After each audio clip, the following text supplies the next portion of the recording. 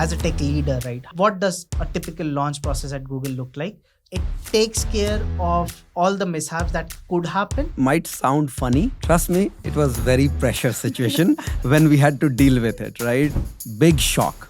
3.5 million customer records did not exist in our production. Our entire product, right, was gone for a toss. So for a product manager, if we term that as a role, it becomes very difficult because you don't know how much things will scale up. Very practical problem. As a techies, we get attached to our product. We are so tightly coupled with the business requirement that we often skip non-functional requirement. Now actually one of the biggest open source contributing product, which is Kubernetes.